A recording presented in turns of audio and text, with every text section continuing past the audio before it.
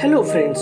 This story is for those who dream big, but their dreams are not turned into reality and they quit. They leave their dreams in between. So, friends, pursue your dreams, follow your dreams, don't quit. So, this story is for you. This motivational story will help you turn your dreams into reality. Let's begin. The title of the story is Dream Big. I have a friend named Anuj who owns a horse ranch in New Delhi.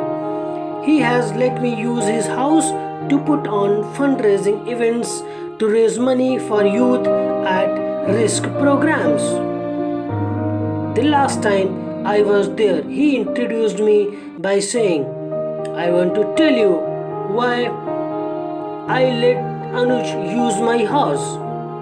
It all goes back to a story about a young man who was the son of an itinerant horse trainer who would go from stable to stable, racetrack to racetrack, farm to farm, ranch to ranch, training horses. As a result, the boy's high school career was continually interrupted. When he was a senior, he was asked to write a paper about what he wanted to be and do when he grew up. That night, he wrote a 7-page paper describing his goal of someday owning a horse ranch.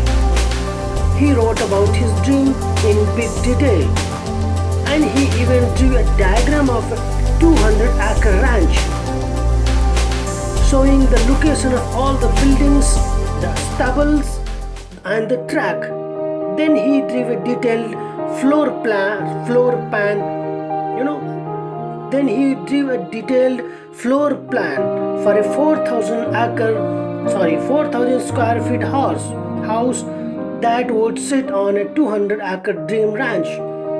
He put a great deal of his heart into project, and next day he handed it to his teacher. 2 days later, he received his paper back. On the front page was a large red F with a note that read, "See me after the class."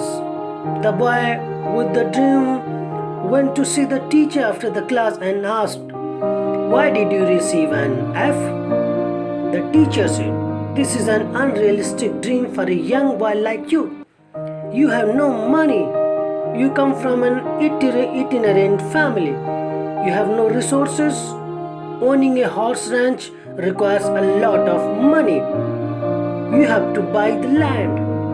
You have to pay for original breeding stock. And later you will have to pay large stud fees. There is no way you could ever do it."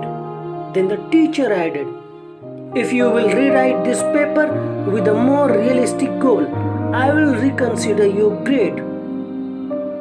The boy went home and thought about it in long and hard.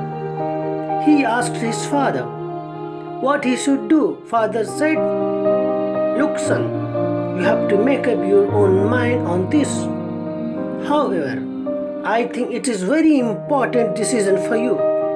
Finally, after sitting with it for a week, the boy turned in the same paper and making no changes at all. He stated, "You can keep the F and I will keep my dream."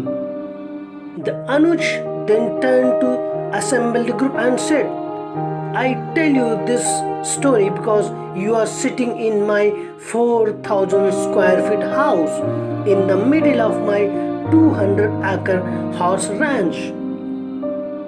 I still have that school paper framed over the fireplace." He added, "The best part of the story is that 2 summers ago, that same school teacher brought 30 kids to camp out on my ranch for a week.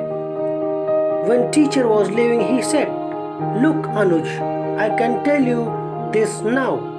When I was your teacher, I was something of a dream stealer.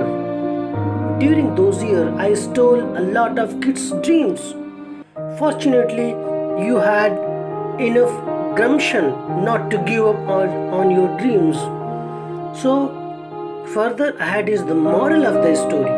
The moral of the story is don't let anyone steal your dreams. Follow your heart no matter what. No dream is too big or too small.